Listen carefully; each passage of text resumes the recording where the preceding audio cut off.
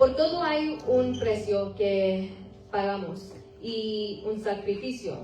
Y cada vez que lo hacemos para Dios, Él siempre nos devuelve 10 veces más. Por eso quiero que tomen sus ofrendas y vamos a dar esta oración. Amén. Heavenly Father, I come before you in the name of Jesus Christ. We thank you, Lord, for giving to you for your sake, for your kingdom, Lord. We ask that you may please just give back in that tenfold in different areas of our life, Lord, of abundance, prosperity, and protection, just as you promised. We test you in this, in your name we pray. Amen. Entonces, si también estás en línea, tenemos un código acá arriba que puedes hacer scan ahí. Y ahí vas a seguir con la canecita para poner los diezmos.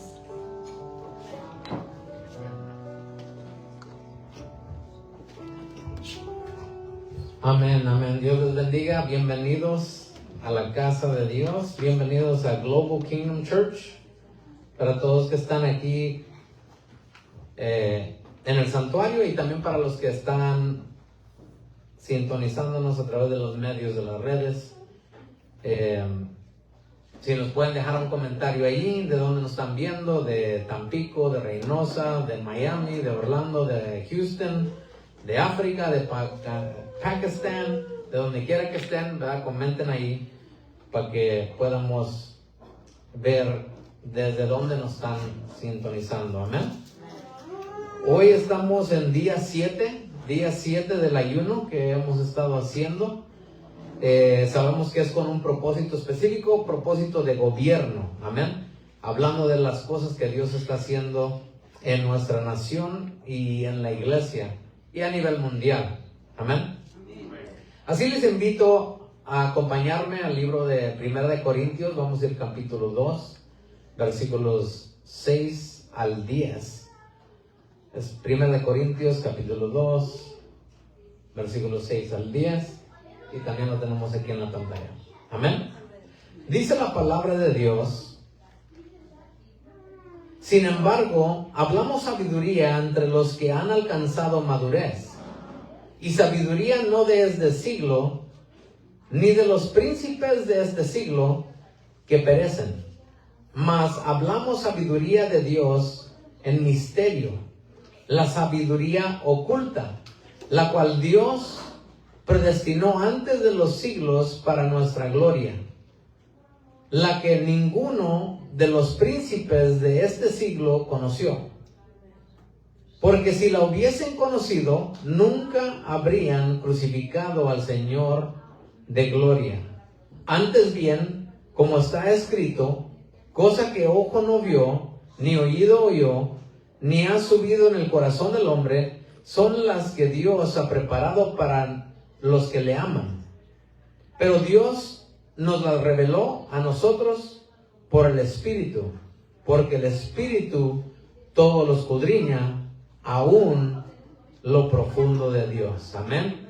Amantísimo Padre Celestial, te damos la honra, la gloria, la alabanza, Padre, en esta tarde, de poder estar en tu presencia, poder estar en tu casa, Dios. Y sabemos que tú bendices a todos los que estamos aquí, igualmente que los que nos sintonizan por vivo y aún los que nos sintonizan después en diferentes horas, Padre, que tú estás ahí presente con ellos. Y te pido que así, Padre, que como tú has reservado la revelación del misterio, Padre, para nuestra gloria, dice tu palabra, que así, Padre, tú te seas glorificado en la vida de cada oyente en esta tarde, Padre.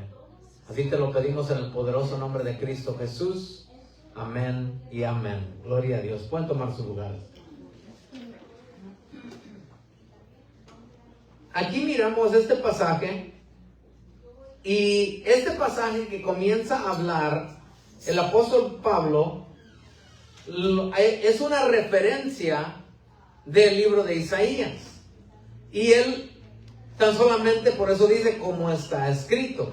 Y si vamos a ese pasaje en el libro de Isaías, es el libro de Isaías capítulo 64 y es del verso 4 al 5. Lo cual este es el lugar original de donde el apóstol Pablo se está refiriendo cuando dice como está escrito. Este es el pasaje que está hablando.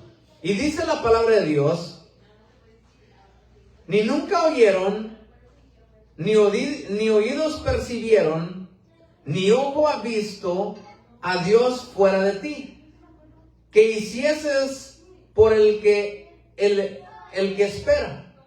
Saliste al encuentro del que con alegría hacía justicia, de los que acordaban de ti en tus caminos. He aquí, tú te enojaste porque pecamos, en los pecados hemos perseverado por largo tiempo. ¿Podremos acaso ser salvos? Antes de esa parte, simplemente la parte primera, hay una diferencia aquí.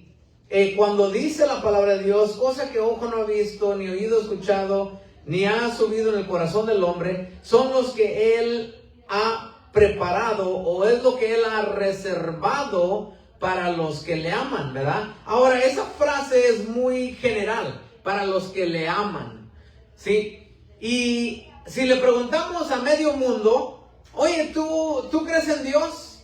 Te van a responder, sí, yo creo en Dios.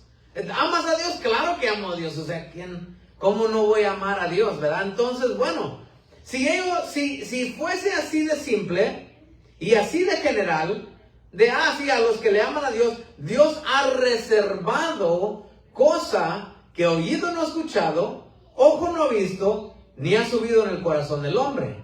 Pero en el Antiguo Testamento lo explica un poquito más, donde no tan solamente dice, Dios ha reservado estos para los que le aman, dice, sino que lo explica y dice que aquellos que buscan, saliste al encuentro de al que con alegría hacía justicia. O sea, esa es la misma cosa que Pablo está diciendo, que tú tienes todo esto reservado para los que te aman. Pero Isaías dice que tú saliste al encuentro a los que te buscaban, y no tan solamente buscamos de Dios, sino que cómo es que buscaban de Dios, sino que hacían con alegría justicia.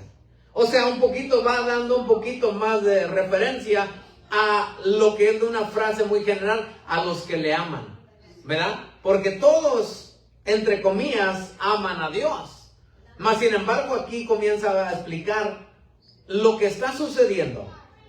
Ahora, aquí hay un principio, y ese es de que cosa que oído no ha oído, ojo ha visto, o ha subido en el corazón del hombre. O sea, es imposible. Cuando habla del corazón del hombre, lo que está hablando es la imaginación del hombre, que el hombre se pueda imaginar de tal cosas.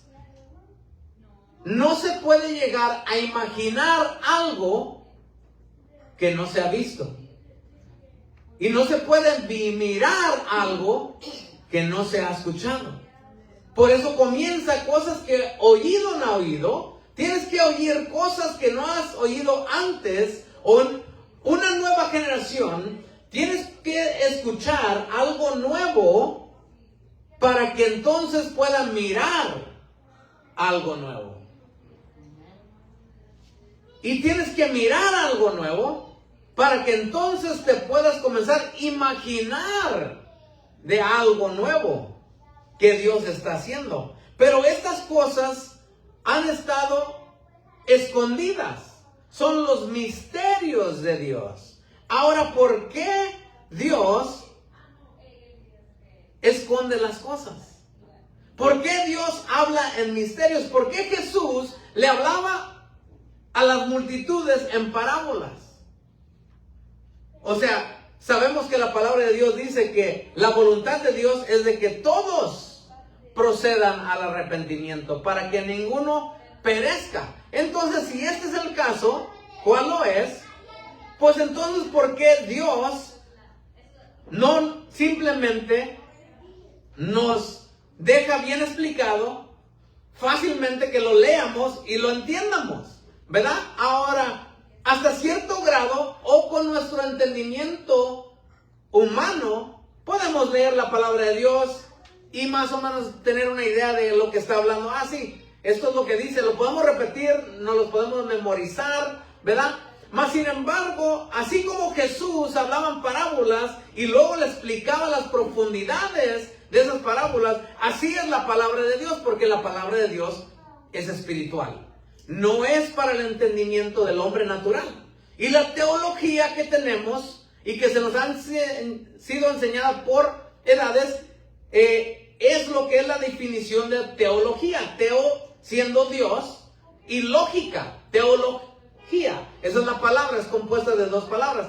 La lógica de Dios, en otras palabras. Cuando hablamos de teología, estamos hablando de la lógica de Dios, porque eso es lo que el hombre ha hecho con la palabra de Dios. Ha agarrado la palabra de Dios y para enseñársela a las multitudes, le han llamado, esto es la lógica de Dios, ¿verdad? El problema con eso es de que Dios es espíritu y Él habla espiritualmente. O sea, en otras palabras, no tiene nada que ver con la lógica del hombre. Tiene todo que ver con el espíritu de Dios y el espíritu del hombre. Hablarle directamente al espíritu de Dios, el espíritu de Dios, hablarle directamente al espíritu del hombre.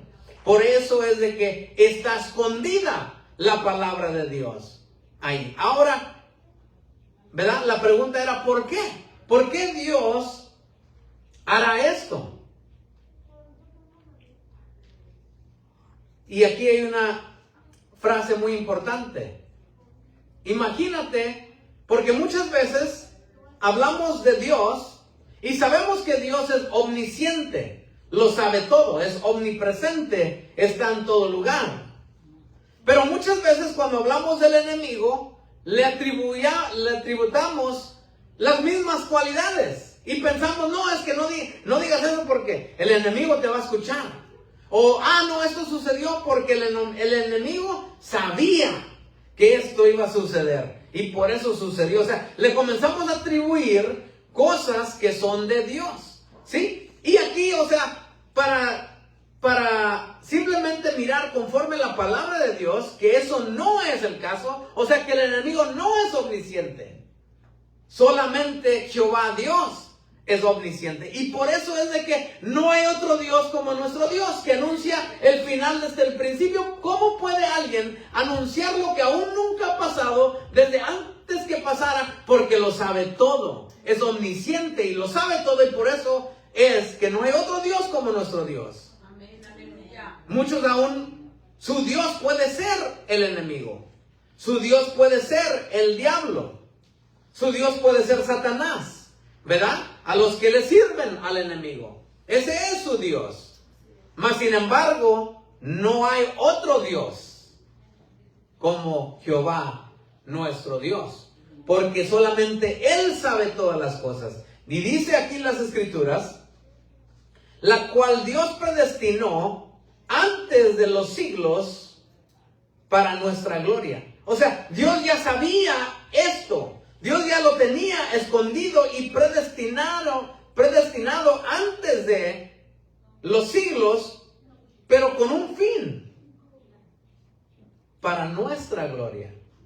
Y ahí está la clave, porque no tan solamente es para la gloria de Dios, no tan solamente es para revelar su gloria, sino que el propósito de que Dios quiere revelar su gloria es para que nosotros podamos participar de su gloria. O sea, lo puedo decir de otra manera, para nuestra gloria es que Dios quiere revelar su gloria. Y aquí mismo lo dice, por los siglos para nuestra gloria, la que ninguno de los príncipes de este siglo conoció. O sea, está hablando de principados, potestades, gobernadores de las tinieblas, huestes de inmundicias, seres espirituales. Igualmente, luego, como seres naturales, como un emperador, como un gobernador, como la gente, porque así es como se rige todas las cosas en la tierra. Las cosas en la tierra se rigen desde un mundo espiritual. O sea, hay un principado que tiene un objetivo y se lo comienza a comunicar a alguien que está en poder, y la persona simplemente cree que esto es lo que yo debo de hacer. pero lo está recibiendo. Por eso dice la palabra de Dios, cuando haya problemas y haya contiendas, saber, ¿verdad? Lo que le decía Pablo, ¿verdad? Es que no tenemos lucha contra carne ni sangre. O sea, no es el hermano, esta persona que te está diciendo esto, te está ofendiendo, ¿verdad? Que te está molestando con cosas. No, o sea, nuestra lucha no es contra carne ni sangre. Ellos simplemente están hablando algo que está en contra de ti, el espíritu que está en contra de ti. Tan solamente se han prestado. Ahora, ¿esto qué quiere decir? Que, hermano, es que el hermano está endemoniado. No quiere decir que la persona esté endemoniada. O sea, cuando Jesús iba y predicaba de su crucifixión y el precio que él tenía que pagar, Pedro, que estaba a su lado, le dice, nunca, o sea, doy mi vida antes de que te lleguen a tocar a ti. ¿Y qué le dice el Señor? Aléjate de mí, Satanás. ¿Por qué? O sea, que Pablo estaba endemoniado. No, o sea, ¿por qué? Porque estaba hablando la voluntad de un principado que era eso, y por eso entonces Jesús le habla. Pero bueno, vamos aquí y dice la razón de el misterio de lo que Dios, de los secretos y la sabiduría de la gloria de Dios. Dice, porque si la hubiesen conocido, nunca habrían crucificado al Señor de gloria. Si el enemigo, o sea, luego entramos a lo que hizo Jesús, ¿verdad? Si pensamos la semana pasada, lo que estábamos hablando de qué, de lo que Dios está haciendo, de lo que Dios hizo, de lo que Dios habló en cuestión de la palabra profética. ¿Cuál? La que haré temblar los cielos, la tierra y debajo de la tierra, y aún otra vez más haré temblar. Y hablando de la gloria primera y la gloria postrera. Resumiendo lo que hablamos, cuando Cristo Jesús estuvo en la cruz del Calvario y tiemblan los cielos, la tierra y debajo de la tierra. ¿Para qué? Para que entonces ese sacudimiento pueda entonces transicionar a la persona al siguiente nivel. O sea, hay estreñimiento y es necesario el estreñimiento para poder entonces llegar a una siguiente etapa. ¿Cuál era el sacudir de la vida en la vida de Cristo Jesús? La crucifixión. Todo lo que Él pagó, todo el precio, todo el camino hacia ser crucificado. O sea, eso estaba temblando la gloria primera. O sea, Jesús caminando bajo el poder de Dios, milagros, señales. ¿Qué hombre es este cual le habla a los vientos y lo obedecen? O sea, eso era la gloria sobre la vida de Jesús. Pero esa gloria tuvo que ser estremecida para que entonces Él fuera crucificado a través de la crucifixión de Jesús, para que entonces Él pudiese resucitar en una gloria mayor, en una gloria postrera. Esto es en la vida de Jesús.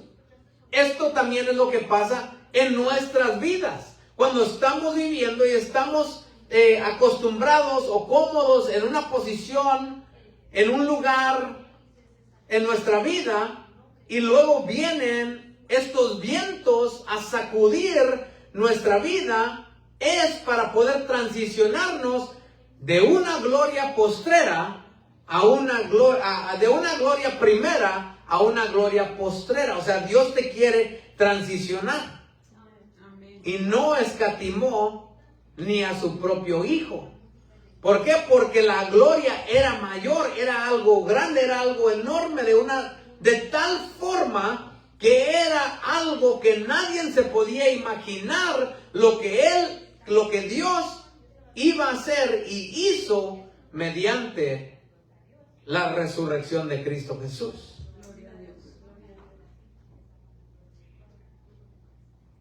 Entonces dice la palabra de Dios, todo eso, o sea, ¿qué fue lo que sucedió? el sacudimiento trajo sacudimiento a la vida de Jesús, que es lo que lo llevó a la crucifixión, que es lo que lo llevó a la resurrección, y qué es lo que Jesús logra con esto, ¿verdad? Esta referencia que acabamos de leer en el libro de Isaías 64, del 4 al 5, que era la referencia que decía de cosa que oído no ha escuchado, ojo no ha visto, ni ha subido el corazón del hombre, lo que tiene preparado es precisamente, si vamos al versículo 1, es la parte que habíamos leído la semana pasada. Oh, si los cielos se rompiesen y los montes se escurriesen a tu presencia. O sea, ¿qué es los montes? Las multitudes, sus reinos, las multitudes. Escurriesen a tu presencia. O sea, a los que corren a tu encuentro. O sea, tú te revelarás a los que te buscan, a los que corren hacia ti con alegría y justicia. Y entonces tú te revelarás a ellos, ¿verdad? Oh, si los cielos se rompieran, si el velo fuese removido de nuestros ojos y pudiéramos ver tu gloria. Así como en el día que Isaías mira al Señor entronado en su trono, y miré al Señor de los ejércitos sentado sobre un trono grande y sublime, y sus faldas llenaban toda la tierra. Y los serafines decían uno a otro: Santo, Santo, Santo. O sea, de eso es lo que estamos hablando. Ahora, ¿qué es lo que sucede? ¿Cuál es la obra de Dios mediante todo esto? En el libro de Isaías 17 dice la palabra de Dios: porque he aquí que yo crearé nuevos cielos y nueva tierra, y de lo primero no habrá memoria, ni más vendrá al pensamiento. Esto es en esencia lo que Jesucristo hizo mediante su sacrificio. Ahora, de poder llegar a entenderlo, ¿por qué? Porque no lo podemos llegar a entender de tal manera que entonces lo ponemos a un tiempo futurístico. Un día sucederá, un día esto va a suceder, pero esta era la obra que Dios tenía planeada para hacer, de crear todas las cosas nuevas, el nuevo cielo y la nueva tierra, mediante Cristo Jesús. Por decir, Jesús cuando desciende como el Rey de Gloria, el Rey de los cielos, entonces desciende a la tierra, paga el precio del pecado en la tierra, para entonces también recibir la corona sobre la tierra. Entonces ahora viene siendo Cristo Jesús el Rey de Gloria, que lo llena todo, en los cielos, en la tierra y debajo de la tierra. Ahora imagínate esta parte de lo que está diciendo en el libro de Corintios. ¿Tú crees que si el enemigo hubiese supido que todo esto iba a suceder a través de crucificar a Jesús, lo hubiese crucificado? No, lo hubiera tratado de preservar, que no se muriera, que no pagara el precio, porque al él morir iba a pagar por el precio del pecado, y es el pagar el precio del pecado es el que remueve todo el pecado. Oh muerte, ¿dónde está tu aguijón? Y sepulcro, tu poder, el pecado, está hablando del pecado que fue vencido mediante Cristo Jesús. ¿Por qué? Porque cuando él entró en su ministerio, que él le dijo a Juan: he aquí el Cordero de Dios que quita todo el pecado del mundo. O sea, lo removió en ese momento. Si hubiesen sabido los principados, las potestades, los gobernadores de las tinieblas, nunca lo hubiesen hecho. Mas, sin embargo, llegó el momento donde Cristo Jesús pagó el precio, y ahora todo esto comienza a suceder. ¿Para qué? Para poder revelarnos a nosotros la gloria de Dios, para que nosotros podamos participar, ¿verdad? Removiendo el velo. ¿Cuál era el velo en ese momento? Había un velo que separaba lo que es el templo del lugar santísimo. Había una separación, o sea, la gloria de Dios no lo podía llenar todo. Así tan prácticamente como si aquí en este lugar tenemos este altar, y si en este altar tuviésemos unas cortinas, ¿verdad? Este es el velo. Y detrás de las cortinas es el lugar santísimo, y en el otro lugar es el templo. Bueno, si la gloria de Dios estuviera sobre el altar, pero hay un velo que no permite que la gloria entrase al todo el templo, entonces pudiésemos decir que la gloria de Dios lo llena todo.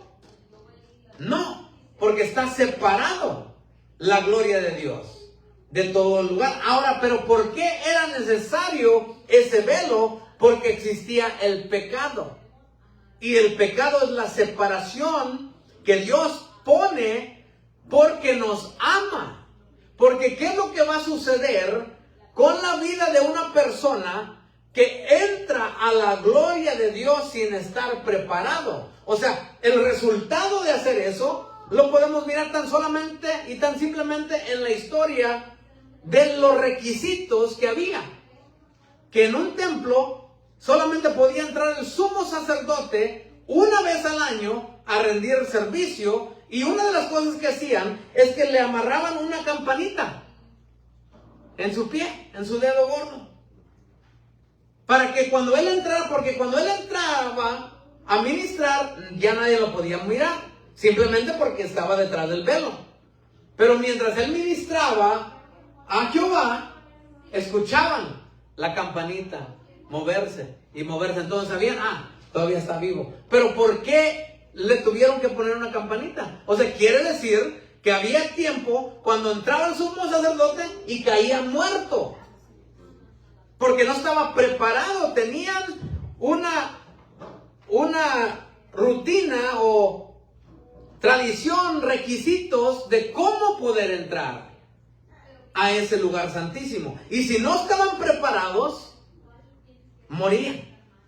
Entonces Dios, por el amor, por eso es que escondió su gloria, escondió su presencia, escondió. ¿Por qué? Porque nadie puede ver a Dios y vivir, ¿verdad? O sea, está todo en las escrituras de esa manera. Pero cuando Cristo Jesús viene y Él paga el precio, Él es el Cordero de Jehová, que quita el pecado del mundo para darnos acceso y libre acceso a la presencia de Dios, donde no estamos tan solamente delante de Dios por nuestras obras, sino por la sangre de Cristo, la sangre del pacto que nos da esta acceso a poder estar en la presencia de Dios. Y es en la presencia de Dios que entonces podemos comenzar a escuchar la voz de Dios. Comenzar a escuchar y percibir lo que Dios está haciendo. Para que entonces podamos comenzar a mirar lo que Dios está haciendo. Así como Eliseo, cuando su siervo viene y le dice, estamos rodeados del enemigo. Todo el enemigo está alrededor de nosotros. ¡Ay de nosotros! Pero Eliseo, que estaba y tenía sus ojos abiertos, él podía mirar los ejércitos de Dios. Y le dice a Dios, abre sus ojos para que él mire que son más los que están con nosotros que los que están en contra de nosotros. Y en ese momento sus ojos son abiertos y puede mirar los ejércitos de Jehová. O sea, se le va la preocupación. Son instantes en este tiempo antes de Cristo Jesús que podemos mirar la diferencia entre poder tener los ojos abiertos al mundo espiritual. Elías le dijo al rey Acab, ciñe tu caballo, ves, come y bebe, porque escucho una gran lluvia que viene. O sea, él estaba en el mundo espiritual. Él estaba percibiendo las cosas espirituales. Antes de ese punto, él estaba allí porque hubo una sequía de 3 años y medio. Por la palabra que religiones que hacen, sí, es que lo hacen de esta manera, o recítalo de esta manera, o di estas 3 palabras, ¿verdad? Porque queremos algo bien natural, queremos una lógica del hombre. Sí, yo escuché cómo él lo hizo, y él dijo esto, esto y esto. Entonces yo voy a ir y yo voy a decir esto y esto y esto. Tenemos un buen ejemplo en la misma Biblia, donde dice que los hijos de los sacerdotes miraban cómo ellos echaban fuera los demonios, cómo Jesús y sus discípulos echaban fuera demonios, y se les hizo interesante. O sea, miraron y escucharon y fueron a hacer las mismas cosas con las mismas palabras, y dice que se encontraron un endemoniado, como dice siempre mi papá, un buen endemoniado, y se les echa encima de tal manera que los golpea, de tal manera que se quedan desnudos y salen corriendo, porque le decían: te reprendo, o sal fuera en el nombre de Jesús que predica Pablo o Pedro. O sea, estaban simplemente diciendo algo que habían escuchado. O sea, no era la posición de Elías cuando él dice estas palabras: vive Jehová. Ahí está la clave. Vive Jehová en cuya presencia estoy. O sea, yo estoy dentro de la presencia de Dios. Yo estoy dentro de la gloria de Dios. Y yo hablo a este mundo físico desde la presencia de Dios. Y cuando él suelta la palabra desde la gloria de Dios, entonces hay un resultado. ¿Qué es el resultado? Que no llueve por más de 3 años y medio hasta que él suelta la palabra.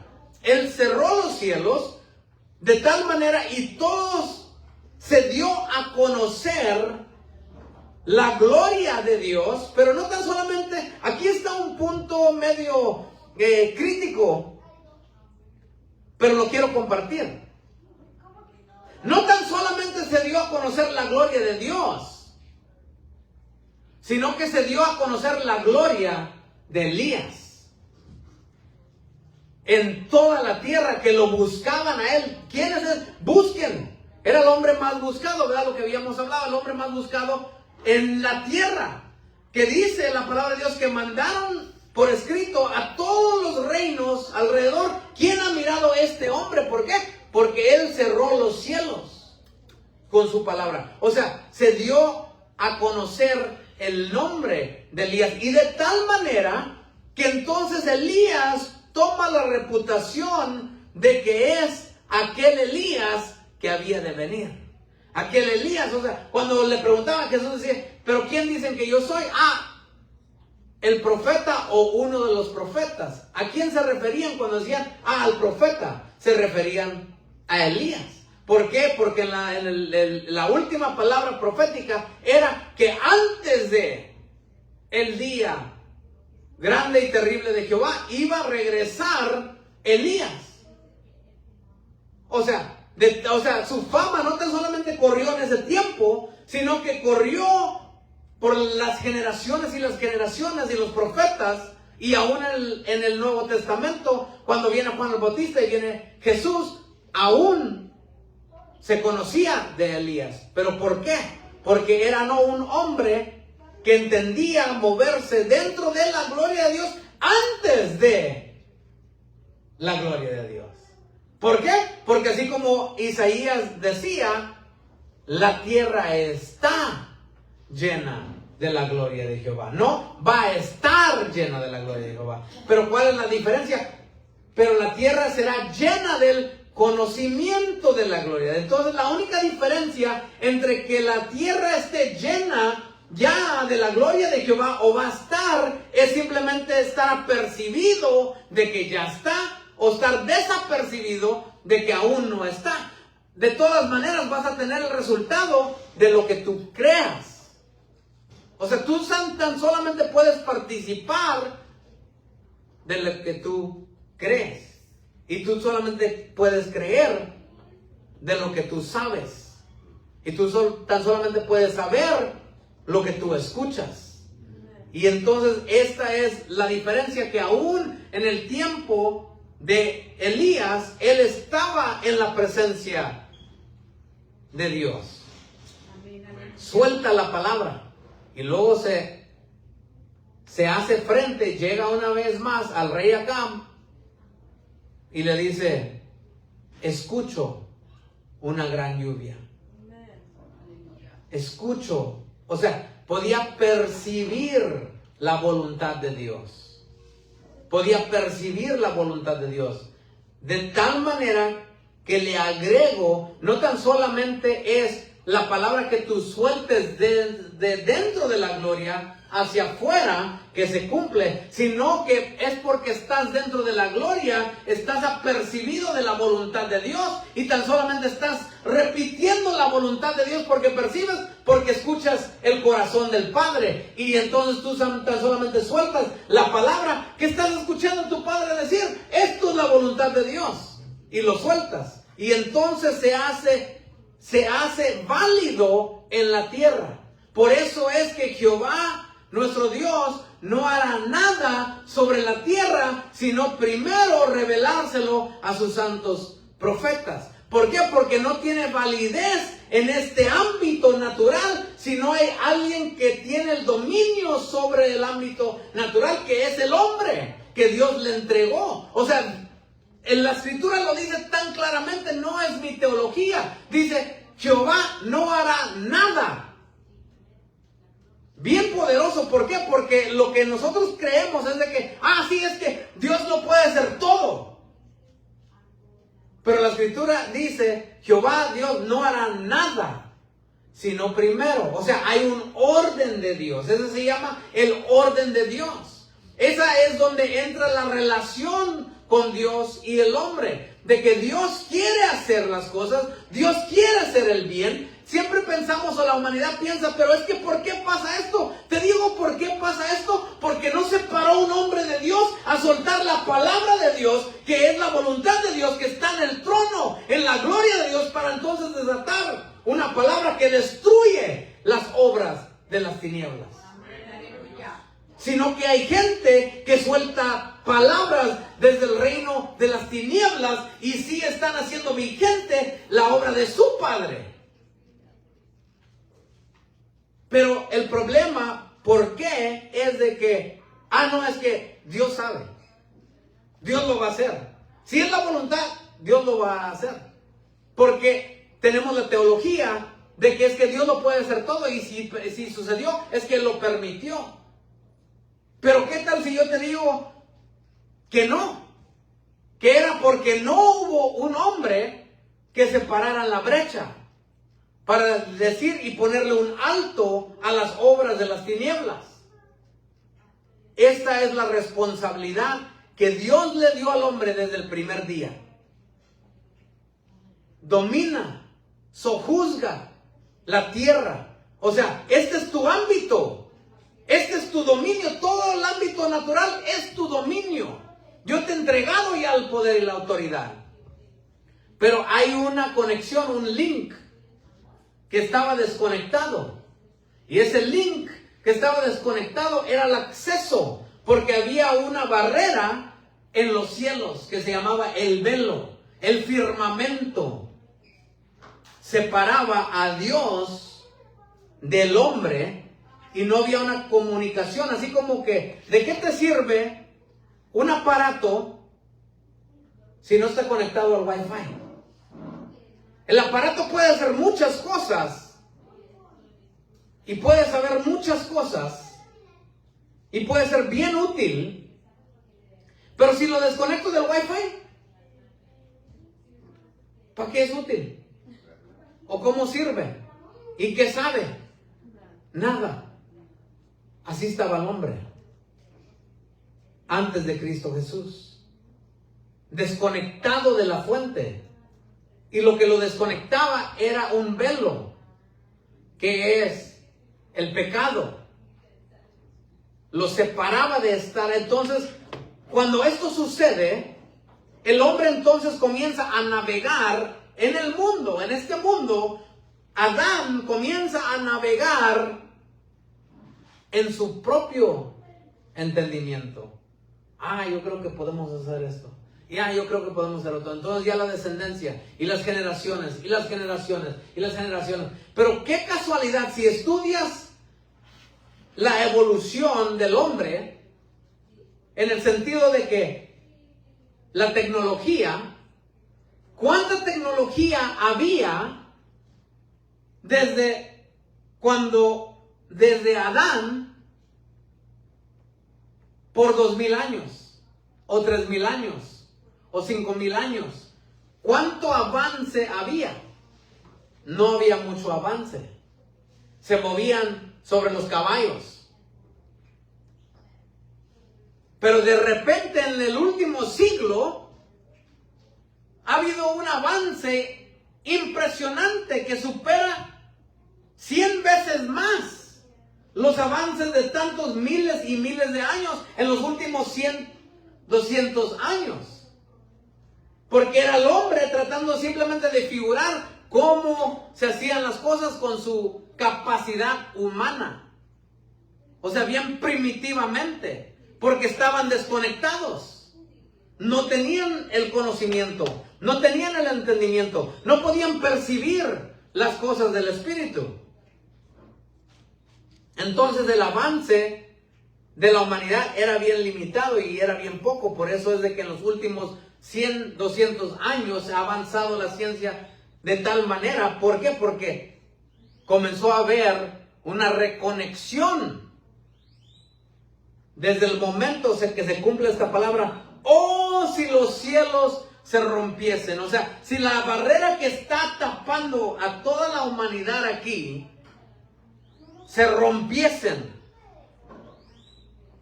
y los montes se escurriesen a tu presencia. Que los montes se escurriesen a tu presencia. Muy interesante que no dice, y tú descendieras a la humanidad, a los montes. No, que los montes se escurriesen a tu presencia. O sea, ¿qué es lo que se ocupa? Se necesita uno, o sea, a los que aman. Porque las cosas que oído no escuchado, ojo no ha habido, ni ha subido el corazón del hombre, es lo que Dios ha reservado para los que aman a Dios. ¿Y quiénes son los que aman a Dios? Los que buscan de Dios. ¿Y quiénes son los que buscan de Dios? Los que escudriñan dónde estás, Dios.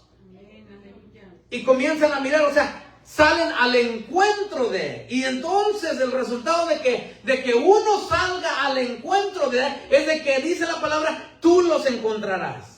O sea, necesita ser el hombre primero, salir al encuentro de Jehová, y a la medida que nosotros salgamos al encuentro, o sea, buscamos, entonces dice, allí tú lo encontrarás. Y esos es los que te aman. Y a los que le aman tú les revelarás cosas que oído no ha escuchado, ojo no ha visto, ni ha subido en el entendimiento del corazón del hombre. ¿Por qué? Porque entonces entran a la presencia de Dios. Entonces de repente ese link se conecta al Wi-Fi y ahora pueden recibir toda la información que está fluyendo desde el lugar de la fuente, de donde fluye todo esto.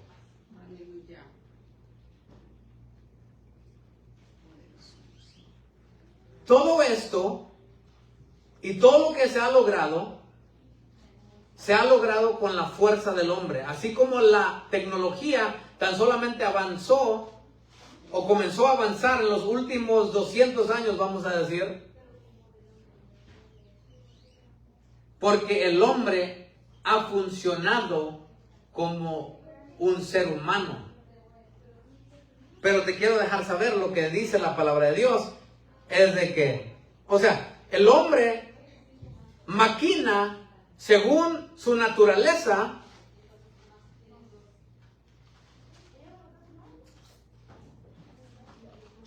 porque es todo lo que él sabe.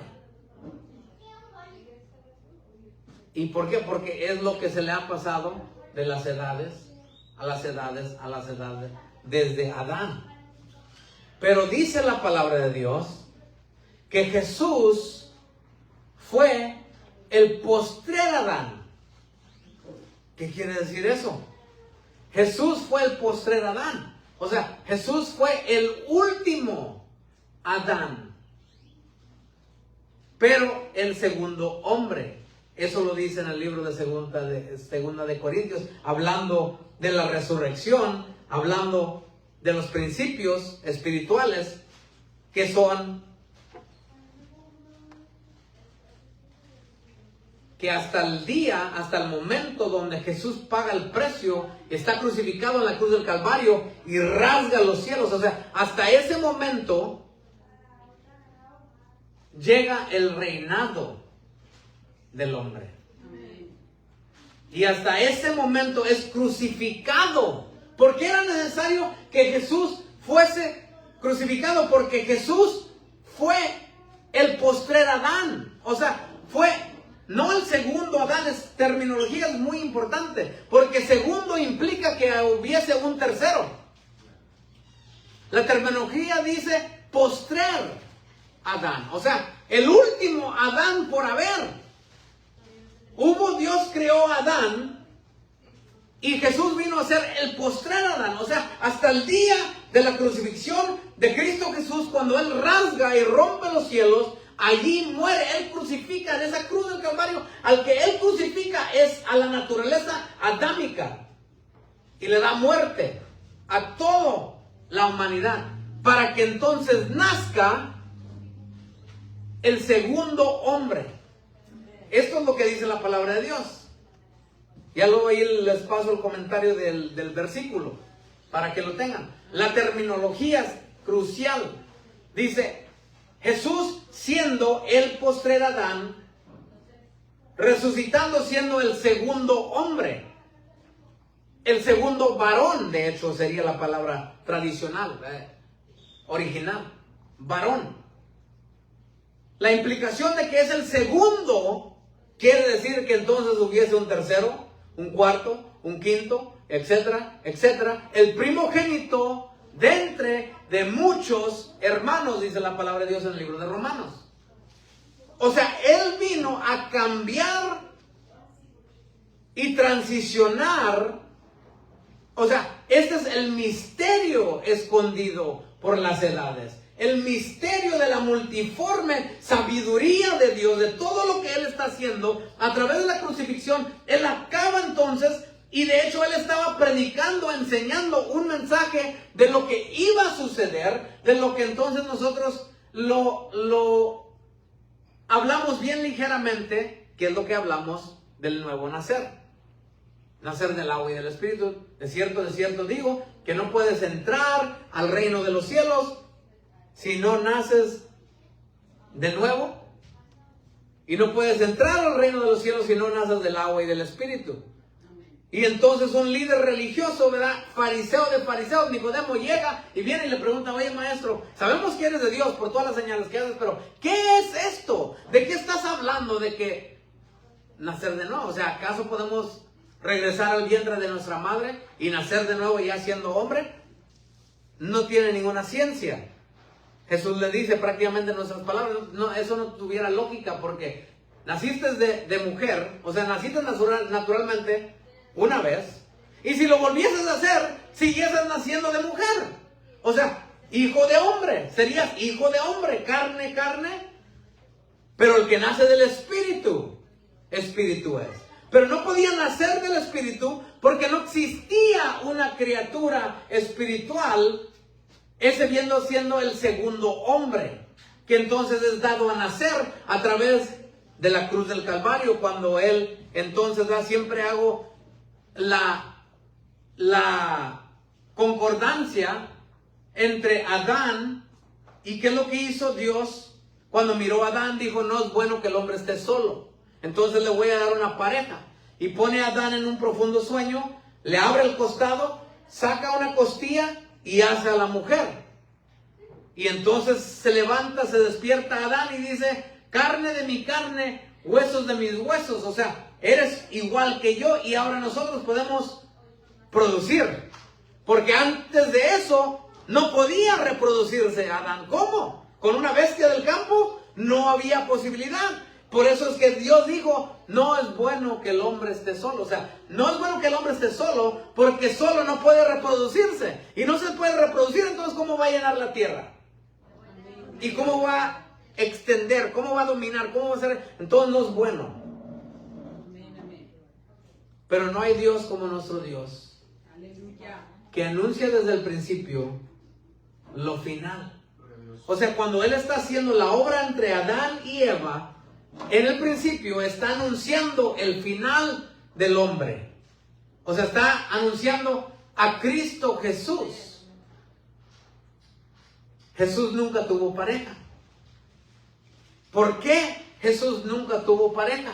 No, porque es que se concentraba en las cosas de su padre. Es que nomás tenía 33 años y medio para vivir y estaba muy ocupado, no se podía concentrar en hacer pareja. No, Jesús no podía tener pareja. ¿Por qué? Porque no había nadie conforme a Él. Era una nueva criatura que nunca se había mirado sobre la faz de la tierra. Porque no era tan solamente ser humano. ¿Cómo le llamaban? Hijo de hombre y hijo de Dios. Era el primer ser humano con la divinidad de Dios, hijo de Dios. Y leemos en los 4 evangelios referencia a Jesús, hijo de hombre, hijo de Dios, hijo de hombre, hijo de Dios, hijo de hombre, hijo de Dios. ¿A quién más le llamaban hijo de Dios? A nadie. Anteriormente, en el Antiguo Testamento, a nadie le llamaban hijo de Dios. De hecho, por eso fue crucificado Jesús. ¿Por cuáles de mis buenas obras me quieren apedrear, me quieren matar, me quieren crucificar? Nombra una de mis buenas obras. No, es que no te queremos crucificar o matar por tus buenas obras. Te queremos crucificar porque te igualas a ser igual a Dios. ¿Y cómo es que Él se igualaba a ser igual a Dios? Porque le llamaban hijo de Dios. Era el unigénito hijo de Dios. Era el primogénito hijo de Dios. Y miramos su gloria como la del unigénito hijo de Dios. No podía. Sería tan simple y tan básico como que Adán se reprodujera con una bestia del campo. Por eso es que Jesús no podía tener pareja, porque no existía alguien igual a Él. Entonces yo digo que Dios, mirando a Jesús, caminando sobre la faz de la tierra, dijo, no es bueno que el hombre esté solo. Esta nueva creación y esta nueva criatura esté solo. Necesita una pareja que pueda ser igual que Él, para que entonces también se puedan reproducir. Entonces Dios puso a Jesús en un profundo sueño sobre la cruz del Calvario, y una lanza atravesó su costado y abrió el costado, igual que cuando se abrió el costado de Adán, y entonces brota agua y sangre, y ahí nace la iglesia de Cristo Jesús. No natural, no carnal, sino que con 2 divinidades, porque ahí es donde Él crucifica, mata, destruye al Adán, para dar a nacer a una cosa nueva, cosa que oído nunca había escuchado, cosa que ojo nunca había mirado, cosa que nunca había subido la imaginación del hombre. Es lo que Dios tenía preparado y reservado. Desde ese punto en adelante, ya no seguimos viviendo en el mismo mundo. Por eso es que se separa el tiempo cronológico. Aún en nuestra cronología no estamos en el año 5000 o 6000 o 7000. Aún en nuestra cronología estamos en el año 2024. ¿Por qué? Porque desde ese momento se separaron los tiempos del año 5000, 4000, 3000, 2000, 1000, 0. Antes de Cristo se separan los tiempos. El año 1000 antes de Cristo. Y luego el año 2024 después de Cristo. De hecho, la palabra quiere decir año del Señor. Esa es la traducción precisa de antes, después de Cristo. Es año del Señor. Años le dicen Dions, que es el original, que es el año del Señor. O sea, desde ese momento en adelante estamos viviendo en el año del Señor, en el tiempo del Señor, que Él separó todas las cosas. Imagínate si hubiesen sabido el enemigo lo que iba a hacer mediante, o sea, la obra tan grande y tan maestra de Dios de separar. Ahora, ¿cuál es el problema? Que ya teníamos, o sea, imagínate, simple, imagínate tú sabes un lenguaje español por toda tu vida y de repente alguien te comience a hablar en chino. ¿Cuánto le vas a entender a esa persona? No le vas a entender porque te está hablando otro lenguaje que tú nunca has participado. Y lo que tú sabes y lo que tú entiendes es tu lenguaje en español, porque eso es lo que se te ha enseñado. Muy difícil entender entonces el chino. Ahora, si naces en la China y es tu primer lenguaje, bien fácil, es tu lenguaje. Y así de simple. Este es el problema que tiene la humanidad. Que de más de 6,000 años, o sea, desde que Adán sale de la tierra, del huerto del Edén, y comienza a figurar cómo lo va a hacer con el sudor de su frente, y cómo va a hacer todas las cosas, un hombre aprende de otro hombre, una generación aprende de otra generación, de otra generación, de otra generación, llega de tal manera y una fortaleza tan grande en la mente del hombre que no se puede imaginar un mundo diferente.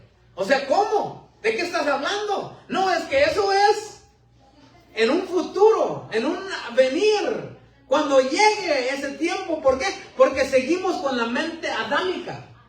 Porque eso es lo que se nos ha enseñado, no tan solamente a nuestros padres, ni sus padres, ni los padres de ellos. Imagínate la historia de la humanidad, miles y miles, milenios y milenios y milenios, que el hombre está acostumbrado a caminar sobre la tierra y no sobre el agua. Está acostumbrado a hacer las cosas naturales por tantos milenios. Eso está arraigado en nuestras entrañas, en nuestras fibras de ser un hombre. Es que tan solamente soy un hombre. Cristo Jesús vino a cambiar todo eso. O sea, la obra de Cristo Jesús es una obra completa. No a mitad, completa. De tal manera que no somos de este mundo. Aunque estemos en este mundo, o sea, Jesús cambió el mundo. De tal manera que Él dijo, es que aunque están en el mundo, no son de este mundo. ¿Y cuál es ese mundo? Ese mundo se llama el reino de los cielos. Pero de cierto os digo, que no pueden ver el reino si no nacieses de nuevo. Si no entras. Estos misterios son los misterios de la multiforme sabiduría de Dios, de conocer su gloria, para que entonces nosotros podamos tener la misma reputación, así como lo tuvo Elías. Ah, sí, ahí están los hijos de Dios. O sea, cuando comiencemos entonces, o sea, pero ha llegado el tiempo, todo esto ha sido escondido por las edades. Y las edades, pero ahora Jehová Dios ha comenzado a hablar. El tiempo de las trompetas. A sonar trompeta. O sea, ¿por qué? Porque primero tenemos que comenzar a escucharlo. A escuchar de. Y ya a la medida que vamos escuchando de esto, entonces podemos comenzar a mirar, ah, sí, aquí está Dios.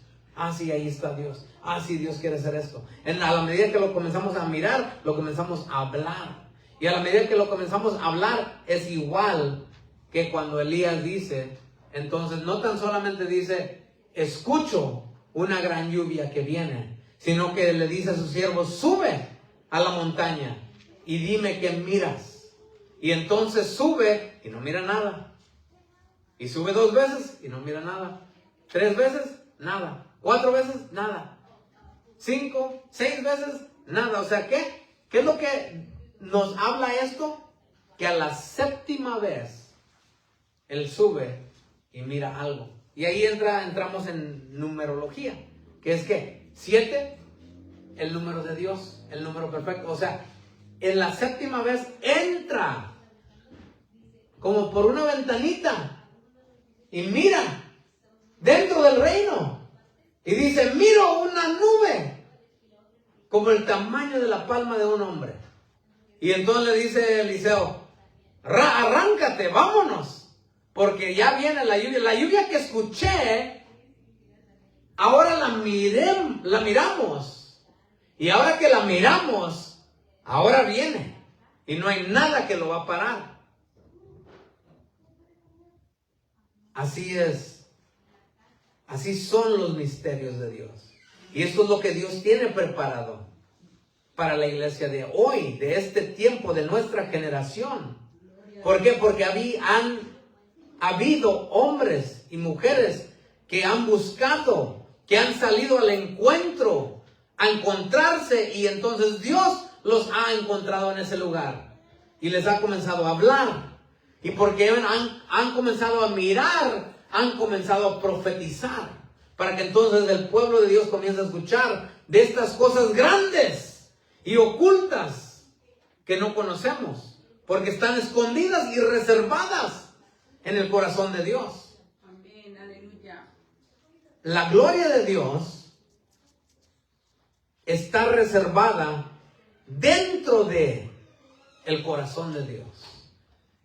Está dentro del corazón de Dios. Entonces, si queremos que Dios nos muestre su gloria y queremos participar de su gloria, tenemos que llegar al corazón de Dios.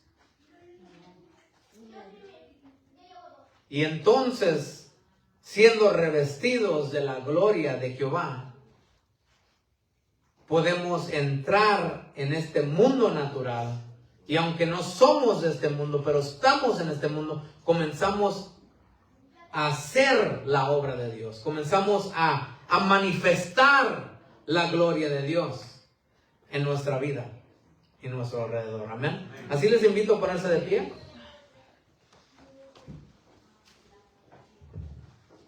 Y vamos a orar que Dios,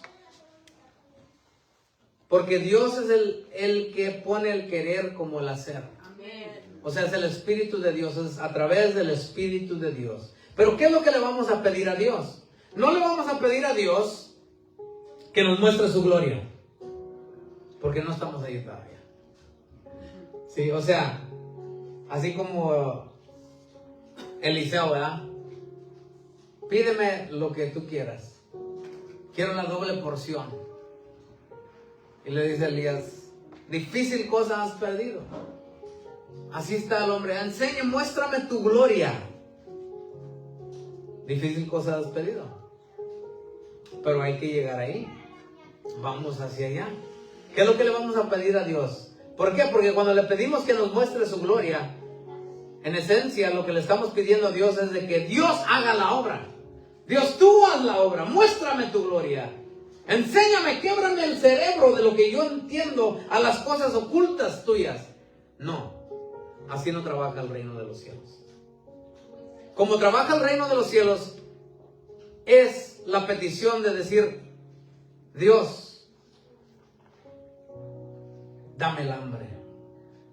Dame el hambre y el deseo de buscarte cada día más y más. Quiero conocerte. Quiero entrar.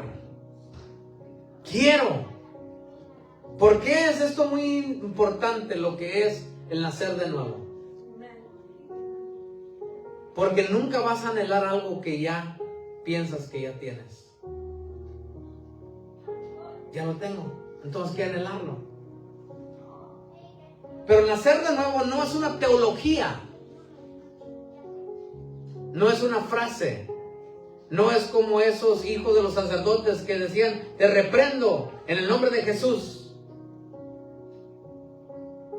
¿Por qué no entonces sucedió? Si eso funciona, ¿por qué no sucedió? Porque no son las palabras que uno repite, es la revelación. O sea, cuando escuchas de Dios y repites lo que escuchas de Dios, y cuando tú repites lo que escuchas de Dios en el Espíritu, ahí es la clave. Ahí es cuando comienza a suceder. Ahí se comienza a mover cielo, mar y tierra.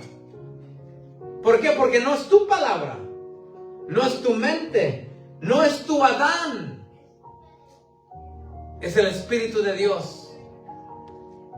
Cuando tú escuchas la voz de Dios y tú repites la voz de Dios, por eso dice: un abismo clama a otro abismo al son de sus cascadas. O sea, ¿qué es la idea en ese pasaje? El resonar del sonido. O sea, no es tu voz diciéndole a Dios: Padre. Es simplemente el resonar del Padre en ti. Y cuando tú comienzas a resonar lo que el Padre está hablando, entonces las cosas en lo natural se comienzan a mover. Porque las cosas del natural no se mueven desde lo natural, solamente se mueven desde el mundo espiritual. Pero tiene un patrón, y es escuchar la voz de su Creador. La voz que dijo: sea la luz, y fue la luz. Y se ordenaron todos los planetas, todas las estrellas, todo el universo se alineó a la voz, al sonar de la voz de Dios. Entonces, cuando Josué se mira al sol y le dice: detente ahí, no es la voz de Josué, es el resonar de la voz del Padre a través de Josué. Y se detiene el sol. ¿Por qué? Porque el sol reconoce la voz de su Creador. Ah, este es mi Creador, el que dijo, el que me hizo y me creó y me dio las leyes. Gloria a Dios. La oración será: Padre, te quiero conocer. Dame hambre de ti, hambre de tu presencia, hambre de buscar tu voluntad. No es mi voluntad, no es lo que yo quiera, no son mis sueños, no son mis deseos, son tus sueños, son tus deseos, lo que tú quieres para esta generación, alcanzar esta generación, para cambiar el transcurso y la trayectoria de este mundo. Esa es esta generación. Es por eso que le llamo a esta generación la próxima generación. La generación que sí logrará lo que nuestros padres nunca lograron. Aleluya. De comenzar a caminar. Por eso decía Jesús: yo solamente voy donde miro a mi Padre ir. Yo solamente digo lo que escucho a mi Padre decir. Yo solamente hago la voluntad de mi Padre. Amén. Esa es la llave. No nuestra voluntad, no lo que nosotros queremos. Amantísimo Padre Celestial, mi alma te alaba, te glorifica, Dios. Fluye tu poder y tu gloria, Padre, en este lugar y a través de las redes sociales, Padre. Trayendo, Padre, una revelación profunda, Padre. Una revelación que transforma el alma y el espíritu. Y crucifica la carne. A llevar, Padre, llévanos, Padre, enséñanos, abre nuestra mente, nuestro corazón a los que le aman, dice tu palabra, a los que le aman, Padre. Danos hambre, Padre, por tu amor, por amarte, por buscarte, por desearte, No de palabras, Padre. De corazón, buscar más de ti, buscar de ti en la madrugada, buscar de ti en el día, buscar de ti a todas horas, Padre. Estando persuadidos de tu presencia, de donde tú estás, de lo que tú estás haciendo en nuestra generación.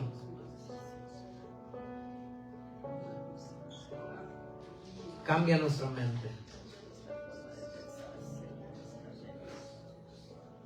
Renueva nuestro entendimiento, Padre, para entender, Padre, la obra completa que has hecho.